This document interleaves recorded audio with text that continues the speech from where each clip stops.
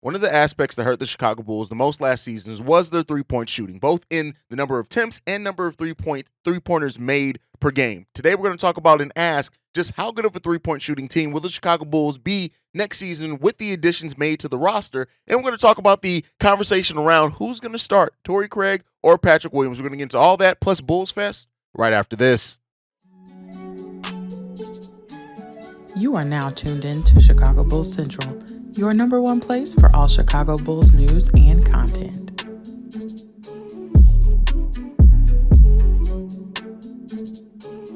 What's going on, Bulls fans? Welcome to another episode of Chicago Bulls Central, your number one spot for everything Chicago Bulls related. I'm the host here, Haize. You guys, more importantly, can follow the channel at Bulls Central Pod on every social media platform we happen to be on. With that being said, let's go ahead and get into the content for today. And we're talking three-point shooting. Now, I've touched on this quite a bit in the show and just generally like, hey, we improved in the margins. How much three-point shooting is going to help hurt the Bulls? And so I'm going to kind of bring that all together by bringing the stats kind of all in one place and just showing how much is going to help the Chicago Bulls next season. We've talked about the Bulls lost 17 games last season by one score or less, right? When you look at it. And then about 7 of those games, the Bulls actually made more field goal attempts than the other team, but they made less three-pointers, and that's what made the difference in that game, in those games. And so when you look at the Bulls, those 7 games, let's say they even win half of them, right? Let's say, they win 3 of them, right? That puts the Bulls at a 43-win team and almost puts them at missing the play-in. Not quite, right? But then you look at the other 17 games that we're saying in that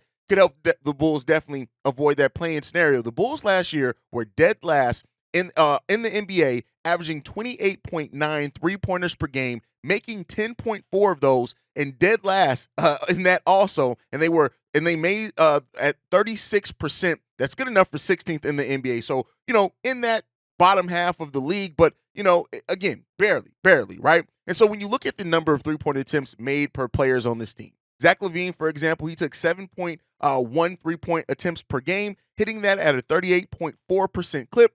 He was actually 38.9% after the All-Star break. And I'm going to give the All-Star break, the post-All-Star break numbers for every player that we talk about here, just because, the Bulls, after the acquisition of Pat Bev, it improved their offense in the flow of the game a little bit. And because we're going to have a player like Javon Carter to start the season, right, if he ends up winning that starting point guard position, hopefully the Bulls can be a little bit more close to their post-All-Star break three-point shooting than prior, right? So, we'll see. And that's why I'm giving both numbers. So Zach LaVine, 7.1 three-point attempts per game, 38% from the field, 39% post-All-Star break. Patrick Williams, who led the Bulls with three-point shooting, he took 3.4 attempts per game and hit that at a 41% for the season. Now, post-All-Star break, he actually shot it at a 46.5% post-All-Star break, dropping to 3.1 attempts. So a little bit less attempts, way better efficiency post-All-Star break than before, but he was solid all throughout the season.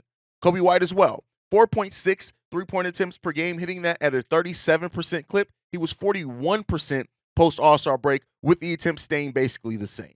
Nikola Vucevic was next up. He took 4.2 three-point attempts per game last season, hitting that at a 34.9% clip. He actually dropped both in number of attempts, dropped to 3.1 attempts per game post-All-Star break, and hit that at a way worse 31.9% clip post-All-Star break. So he's the only one that did not improve post-All-Star break.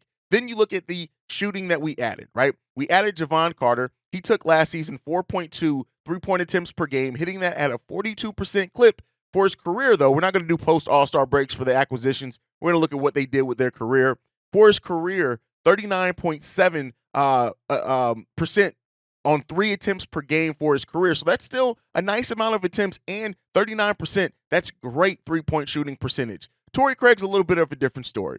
Last season, 3.2 attempts per game, hitting that at a 39% clip. He averages 2.6 attempts at a 34.7% clip for his career. So he's never been a bad three-point shooter. He actually only has one season prior to last season shooting above 36%. But again, we're looking at that career numbers. That's 34% three-point shooter for his career, which is pretty good. It's solid, right? Not great, not amazing, not the 39% for sure, but it's a damn solid clip that he hits that three-point shooting percent at. So when you add in Torrey Craig and Javon Carter's attempts per game, right, last season to the last season Bulls, the Bulls moved from being dead last into the NBA to being top 10 in three-point attempts made per game, and they move into being in the top 12 in percentage per game. That's how much the Bulls have potentially improved in the margins with their three-point shooting, one of the biggest holes in their game offensively. And I like that the additions make even more sense when you think about Javon Carter and Torrey Craig are basically career role player guys, right? So they understand how to get theirs without needing to be a huge part of the offense. And that is what makes it the kind of brings it all home, and why it was solid acquisitions for the Chicago Bulls. Now, you could say, especially with Torrey Craig being older, maybe he takes a bit of a step back.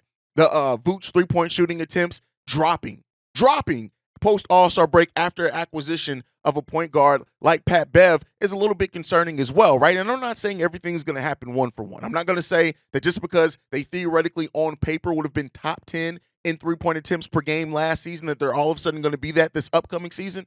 Not saying that, but I am saying that they have added considerable, right? They have basically, to their game, added 7.5 three-point attempts per game to a team that was dead last. That would just that seven would have now moved them into more of the top 10 in the NBA in three-point attempts per game, right? That's how drastically when AK and Eversley, I call them out a lot about the things that they say that don't naturally actually match up with what we see from them, but their words actually match this time, right? They said that they wanted to change that shot profile. They did it in a pretty considerable way. And if we get the more so the post-All-Star break Kobe than pre-All-Star break Kobe for a whole season, Zach LaVine fully healthy, if we get more of a post-All-Star break Zach LaVine than pre-All-Star break for the majority of next season as well, the Bulls have theoretically fixed one of the aspects of their game that they were behind in the NBA the most, and that is three-point shooting. We were not a modern three-point shooting team at all. Our shot profile has considerably changed on paper. We need to see how it's going to factor in. And one thing, you guys know, I'm not a Billy Donovan guy. I don't like Billy Donovan as the coach here. But one thing that I do have to give him and admit is that his offense has generated open three-point attempts for players. We just have not had the players that have hit those at a decent clip during his time here yet, right? So hopefully that is going to help change it, right? And when you talk about the added spacing, adding 7 three-point attempts per game to your team, right? It adds so much more spacing for DeMar to go to work, even for Zach LaVine to take more players off the dribble, hopefully for Vooch to operate in the post a little bit more. Everybody going to their more natural spots is going to be something that I think helps overall, right? And so, that's just something that I wanted to talk about because I know we've talked a lot about them. I have talked a lot about the Bulls improving in the margins. Some people have asked, what do you mean by that? What is in the margins, right? I've talked a lot about the three-point shooting of Torrey Craig and Javon Carter and how it's going to help, but I think kind of having those raw numbers may help people kind of understand why we say things like we do as far as this Bulls team, the way that they play offense could considerably change next season just by those acquisitions. And that is why, when people and fans naturally, you want to see the big names and you talk about the Bulls didn't make a lot of big acquisitions. They didn't make any big acquisitions, right? But when you talk about adding role players and players that play their role extremely well and understand how to play with ball-dominant players, that is why the Bulls' offseason may end up paying off a little bit more than what some fans are giving it credit for. Because, listen, 7 three-point attempts per game is nothing. It's nothing to shy from, right? There's nothing at all to just look at and just say, hey, that's not much. No, that is pretty considerable. Like I said, when you're talking about adding a number of three-point shots that would take a team from being dead last, 30th in the NBA to the top 10 in the NBA, that's moving up over 20 spots. That is considerable. That is a considerable change to how you play the game of basketball. Now, we do need to see if it's going to play out that way on paper. Does anybody take a step back? Does Vooch take a step back, right? Is Zach LaVine even healthy? Does he not give us kind of that post-All-Star break Zach that we want to see? Even though, by the numbers that I gave, we would still improve even with what he gave us pre-All-Star break, but still. And Patrick Williams, right? Patrick Williams taking 3.4 three-point attempts per game. Does that go up more, right? Does he not be as passive? How does he help round out his game? Does he keep it at that 41% clip, right? So those are things to really look at. And I hope the Bulls, that added three-point shooting pays off in ways that, maybe we don't even see yet on paper. But let me know what you guys think. Now that I've kind of put it all out there compared to the NBA as well, and generally, right? I didn't go team by team or anything like that. I want to give myself too much credit, but like now that you hear that the Bulls dead last in the NBA in 3-point attempts, theoretically now could move into the top 10, even if they move into the top half of the league from being dead last, that is still a considerable change for this Bulls team that needed some change. So let me know what you guys think on that. Now, we're going to move on from that topic. One of the things that are going around, and I think it was tweeted out by Bulls Lead. If that wasn't the page that tweeted it out, I apologize. I want to give everybody their shine. But talked about which lineup is going to be best for the Bulls, right? And a lot of Bulls fans can keep going to this thing of, Kobe White needs to start. And I understand that. I've talked about that. And we have the whole rumor that popped up late last week on, did you hear? The Bulls are going to actually be starting Torrey Craig, which was never said if you actually read the actual articles.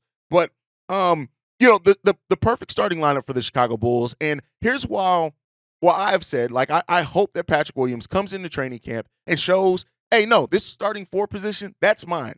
The old man and Torrey Craig is going to play a big role, but he's not getting my starting position, right? We've heard Patrick Williams' mentality have changed some. The Bulls seem very confident in it as well. And so hopefully that is something that holds true, right? But when you look at the starting lineups for the Chicago Bulls and what, like I said, with Javon Carter, and I was over on Ball on Bulls with Big Dave. I think that episode should be out by the time this episode is. Maybe not, but I'll make sure I post it in the community tab on YouTube so everybody can, go and check it out. I love rapping with Big Dave, but the Bulls finding that perfect matchup for starting lineup, right? And that's not to say that Kobe could come in, and we've seen Kobe make huge steps from offseason to offseason, right? And if Kobe does come in and he shows an added ability to be able to be that starting point guard and play with ball-dominant players in DeMar DeRozan and Zach LaVine and Nikola Vucevic, who they get most of the attempts there. Let me be clear. When I say that Javon Carter is I would like to see Javon Carter start. It's only because Javon Carter is the ultimate role player. What he brings defensively, I think he matches with that starting core a little bit more. And I want Kobe to be able to come off the bench and be that change of pace guard, to have almost everything go through him, to be able to get as many shot attempts as possible. But if Kobe has done work this offseason and is shown now, hey, I'm coming in, I'm going to be able to I can run the offense, I can also stretch the floor and shoot, even though I have Kobe more as a scorer than a shooter, which is Javon Carter is just a shooter. But we'll see what Kobe can do with that. I still have faith in Kobe having a huge role on this team. And so ultimately, I still do think nothing has really changed my mindset this offseason as far as the starting 5 being Javon Carter, Zach LaVine, DeMar DeRozan, Patrick Williams, and Nikola Vucevic, right? But I do understand that the 1 and the 4 spot, it's a competition for that. And coming into that competition this offseason, Io's still going to try to make his presence feel. I don't know how well he's going to do at it. Alex Caruso is going to throw his hat in the ring, Javon Carter, Kobe White. And one thing that Billy Donovan did last season as well, it was an open competition. Io won it outright. I know people kind of forget.